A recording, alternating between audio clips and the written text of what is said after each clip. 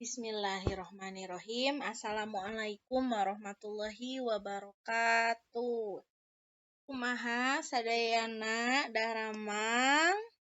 Alhamdulillahirabbil alamin. Urang sadayana diparengkeun deui patepang dina pangajaran bahasa Sunda.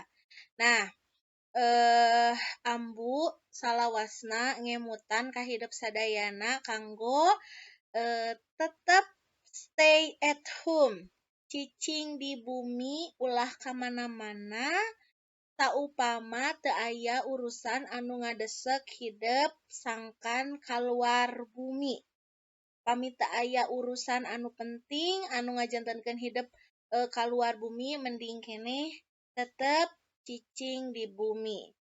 Ngajaga kesehatan, terus vitamina ulah dugikeun ka kasehatan drop, komo ayeuna usum hujan, cuaca lembab, hidup gampil kakeunaan ku panyakit. Antukna urang moal tiasa sasarengan diajar bahasa Sunda deui atanapi pelajaran anu sanes kan. Ayeuna kanggo lawungan dinten Jumaah ambu bade lebet kana materi enggal. Materi anu kamari ngeunaan guguritan ku ambu dianggap tuntas. Nah, ayeuna materi anu kadua di semester 2 ieu nyaeta ngeunaan panata acara. Nah, urang teh bakal mikawanoh atau mengenal naon anu disebut panata acara. Nah, urang tingali heula wangenan atawa pengertian. Nah, wangenan teh sami sareng pengertian atanapi definisi tina panata acara. Di dieu tos aya nu disebut panata acara teh nyaeta protokol atawa MC. MC teh singgetan tina Master of Ceremony, dina bahasa Indonesia mah disebut oge pembawa acara. Nah, di dieu tugas panata acara nyaeta ngatur jalanna acara, boh acara formal atawa resmi, atawa acara non formal atawa henteu resmi, sangkan eta acara teh lumangsung luyu jeung jadwal anu geus ditangtukeun. Nah, eta tugasna ngatur jalan hiji acara. Nah, contona naon Bu acara formal teh di dia aya upacara, bade upacara bendera, bade aya upacara militer, atanapi upacara kenegaraan. Nah, terus anu kadua tiasa nikahan, upacara nikahan, anu katilu acara kedinasan. Biasana lamun acara kadinasan mah sok formal, anu kaopat misalnya acara peresmian gedung, peresmian sekolah, sok ngagunakeun acara atawa susunan acara anu formal. Basa anu dipakena oge dina acara formal mah ngagunakeun bahasa lemes. Bahasa lemes atawa disebut oge bahasa lulugu. Bahasa lulugu teh lamun dina bahasa Indonesia mah disebutna bahasa yang baku atawa bahasa Indonesia yang baik dan benar. Tah, lamun dina bahasa Sunda mah disebutna bahasa lulugu atawa bahasa formal. Nah, sedangkan acara non formal di dieu aya acara ulang tahun, acara konser, coba acara naon deui, tiasa ditulis di komen di handapnya, acara non formal, acara naon wae. Nah, di dieu oge bahasa anu dipake beda jeung acara formal. Lamun bahasa non anu dina acara non formal mah bahasana tiasa ngagunakeun bahasa loma atawa bahasa akrab, bahasa obrolan urang siga urang jeung babaturan ngobrol, henteu kudu kaku ngagunakeun bahasa anu formal atawa bahasa anu lemes. Nah, salajengna hal anu kudu diperhatikeun saupama urang kudu hayang jadi MC. Anu kahiji sorana bedas jeung jentre. Sorana tarik jeung jelas. Bedas teh kan tarik, jentre teh jelas. Suaranya itu harus tarik, harus kedengeran jeung jentre dan jelas. Anu kadua lentong jeung wirahma merenah. Lentong teh nyaeta nada berbicara. Nah, nada berbicara anu enakeun ulah nepikeun ka nyaritana datar, nadana teh teu bernada. Atawa naon teh jiga anu kekemu ngegerenyem we nyaritana teh. Nah, gitunya apal kekemu teh kumur-kumur. Nah, jadi nyaritana teh henteu kaharti ku batur terus datar. Jadi teu enakeun kan nya nu ngadanguna oge. Biasana kan lamun anu jadi MC mah biasana sora-sorana teh meni enakeun teh. Jadi urang teh sok hoyong terus ngupingkeun we eta MC nuju nyarita teh. Nah, anu katilu nyaeta miboga pangaweruh anu jembar ngeunaan materi acara anu ditepikeun. Jadi, urang teh kudu apal, ieu acara teh ngeunaan acara naon ieu? Oh, ngeunaan acara nikahan. Nah, urang teh kudu apal nikahanana saha, mempelai wanitana, saha mempelai priana, nami orang tuana saha wae, anu nyambut ti pihak wanita saha, anu nganteur ti anu bade sambutan nganteur ti pihak laki-laki saha, ulah nepikeun ka engke urang jadi MC misalna dina acara formal, acara nikahan, urang teu apal pangantena saha ngaranna, nepikeun ka engke teh nanyakeun, saha sih ngaran pangantena pas dina acara teh. Kan teu pantes. Jadi nu ngaranna MC mah kudu apal, kudu weruh, kudu nyaho kana naon acara anu ditepikeunana, ulah nepikeun ka engke.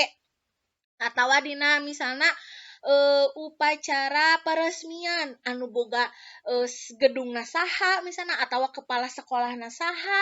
Misalna acara peresmian sakola kudu apal MC-na, ulah nepikeun ka engke ngerakeun sorangan. Nah, terus anu kaopat miboga kamampu ngareka basa. Jadi nu ngaranna MC lamun misalna dipasihan rundown atau runtuyan acara ku seksi acara, urang teh kudu bisa ngareka basa sangkan basa teh merenah.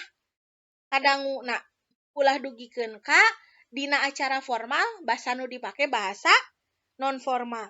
Dina acara non formal basa nu dipake nyaeta basa formal. Jadi urang teh kudu pinter ngareka basa, bisa nempatkeun basa nu dipake dina unggah acara. Nah, acara resmi atau acara henteu resmi, formal non formal. Anu kalima, surti kana suasana jeung kahayang hadirin. Jadi di dieu surti teh hartina paham. Nah, aya ngerti, aya paham. Nah, aya ngarti lamun dina bahasa Indonesia mah kan ngerti jeung paham.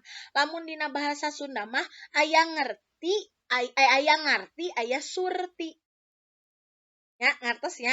Surti teh sami sareng paham. Jadi paham kana suasana jeung kahayang hadirin. Kahayang hadirina kawas kumaha ye? Misalna teh acara misalna teh entos dugikeun ka tengah-tengah acara, terus hadirinna teh rada naon rada heuai, aya nu heuai, rada bosen misalna teh nya aya anu ngobrol sorangan. Nah, di dieu panata acara kudu bisa maca situasi. Oh nya, berarti di dieu hadirina geus barosenan ye kana acara. Coba aya misalna teh permainan heula atawa misalna teh nyanyi-nyanyian heula saacan ngalajengkeun kana acara anu salajengna, ulah dugikeun ka luyu atau napi tumut kana runtuyan acara tapi hadirin di dieu henteu enjoy gitu dina ngalaksanakeun hiji acara atau eta acara. Anu kagenep nyaeta miboga sikap anu hade. Urang teh kudu boga salaku panata acara teh kan panata acara teh bisa disebut oge muka dari sebuah acara. Muka atau wajah dari sebuah acara. Lamun panata acarana alus otomatis acarana ge bakal alus. Lamun panata acarana goreng otomatis geus bakal dicap hanjakal ngiluan eta acara. Panata acara nage kawas kitu. Nah, jadi disebut nage wajah dari sebuah acara. Anu katujuh nyaeta miboga kamampuh pikeun ngahirupkeun suasana. Jadi di dieu MC siga tadi ulah nepikeun ka penonton atawa pemirsa ngarasa jenuh ningali urang dina mimpin acara. Jadi urang teh kudu bisa ngahirupkeun suasana sangkan pemirsa atau penonton atau audiens atau pusat perhatianana bisa ka urang. Saterusna jeung henteu ngabosenkeun. Jadi urang teh kudu bisa ngahirupkeun suasana ameh henteu jadi para penonton teh naon teh henteu merhatikeun urang, aya nu ngobrol, aya nu kalah nyoh HP misalnya teh atawa kalah nundutan misalnya teh nya. Jadi kudu bisa jadi hiji pusat perhatian. Nah, terus salajengna di dieu aya panata acara, oge aya moderator. Panata acara versus moderator. Bentena naon Bu? Panata acara mah ngatur jalana sakabeh acara ti mimiti acara dimimitian nepikeun ka akhir panutup acara beres. Eta tugas panata acara. Sedengkeun ari moderator mah ngatur jalana diskusi. Misalnya aya acara seminar. Nah, diatur ku panata acara. Nah, engke pas asup kana acara diskusina kakarak panata acara masrahkeun eta acara ka moderator. Beres diskusi entos eta urusan deui jeung panata acara. Moderator henteu aya deui urusan. Jadi moderator mah ngan saukur ngatur jalana diskusi atawa rapat atawa naon loka karya. Nah, eta tugas moderator. Nah, didinya kan anu di jas warna biru tah belah kanan. Belah kanan ieu kan ya, tah ieu disebut moderator. Nah, anu belah kiri nah anu dina kursi duaan eta disebutna panyatur atawa narasumber. Nah, engke audiens tah anu seueuran ieu naros narasumber ngalangkungan moderator. Nah, dinu rapat oge ieu dipingpinna ku moderator. Nah, dipimpin ku moderator sangkan naon? Sangkan jadi panengah. Jadi dina rapat mah tugas moderator teh jadi panengah. Saupama aya beda pendapat anu menengahi nyaeta moderator. Gitunya. Nah, terus acana ieu kedap. Nah, di dia dina panata acara, kan nya acara teh aya resmi aya teu resmi. Nah, anu dua di luhur ieu kalebet kana acara resmi. Kusabab tinggal tina sikepna. Henteu naon teh komo anu belah kanan, belah katuhu mah nya sikepna, ajegna gitu nya. Ieu acara resmi. Nah, lamun anu nu panghandapna ieu acara non formal atawa henteu resmi. Kusabab ieu acara konser kan ya. Jadi naon teh bahasa anu dianggena oge seseueurna bahasa non formal, seseueurna ngobrol, seseueurna heureuy, beda sareng acara formal. Lamun acara formal mah bahasana kan kaku teh ngangge bahasa baku, ngangge bahasa formal. Jadi anu henteu kudu diobrolkeun ge henteu diobrolkeun gitu, beda jeung lamun acara non formal. Nah, terus ayeuna di dieu aya ambu masihan contoh pintonan panata acara dina acara nikahan. Nah, wilujeng nontonnya sok mangga. Bismillahirrahmanirrahim. Assalamualaikum warahmatullahi wabarakatuh. Innal hamdalillah nahmaduhu wa nasta'inuhu wa nastaghfiruh wa na'udzu billahi min syururi anfusina wa min sayyiati a'malina may yahdihillahu fala mudhillalah wa may yudlilhu fala hadiyalah. Asyhadu an la ilaha illallah wa asyhadu anna Muhammadan abduhu wa rasuluh la nabiyya ba'dah. Faqala Allah Ta'ala fil Qur'anil Karim, a'udzu billahi minasyaitonir rajim. Bismillahirrahmanirrahim. Wa min ayatihi an khalaqalakum min anfusikum azwaja litaskunu ilaiha wa ja'alna bainakum mawaddatan wa rahmah. Inna fi dzalika la ayatil liqaumihi yatafakkarun. Al ayah. Hadratul mukarramin, para alim ulama, para ustad, dewa ustadah, anu dihormat keluarga besar, keluarga Jembar, keluarga calon pangantin pameget, keluarga besar Bapak Dedi Junaidi SPD almarhum kali Ibu Ai Wasilah. Anu dihormat keluarga besar, keluarga calon pangantin istri, keluarga Bapak Yeye Suta Permana kali Ibu Dede Yuningsih, para sepuh pini sepuh, Bapak Ibu para wargi sadayana anu sami rawuh sadayana, anu kusikirim dihormat insyaallah dimuliakeun ku Allah Subhanahu wa taala. Simkuring wasta pun dewa MC. Alhamdulillah kapetok janten panata calagara, ngawakilan keluarga besar, keluarga calon pangantin istri, keluarga Bapak Yeye kali Ibu Dede. Langkung tipayun Bapak kali Ibu Ai, keluarga calon pangantin pameget hapunten bilih panampian ti Bapak Yeye kali Ibu Dede tebih tina titi surti nastiti anggang tina tata subasita tetiasa kacalikeun sadayana kalayan tumanina hatur punten mugia Bapak Ibu saribit sakeluargi landung kandungan lair aisan tawakuf anu ditedah teu aya pamaksadan anu dipamrih nedapang dedel doa ti sadayana mudah-mudahan ieu calon panganten pameget baris ngadauk ngajatuh rami ka calon panganten istri sing aya dina kasinugrahan langgeng lumanggeng abadi jantan keluarga anu sakinah mawadah warahmah barakallahu laka wa baraka alaika wa jamaa bainakuma fi khair amin ya robbal alamin. Atuh simkuring moal seueur gundem catur anu kieu hatur sumangga urang buka wae runtuyan acara akdu nikah ku ngaoskeun basmalah sasarengan. Bismillahirrahmanirrahim.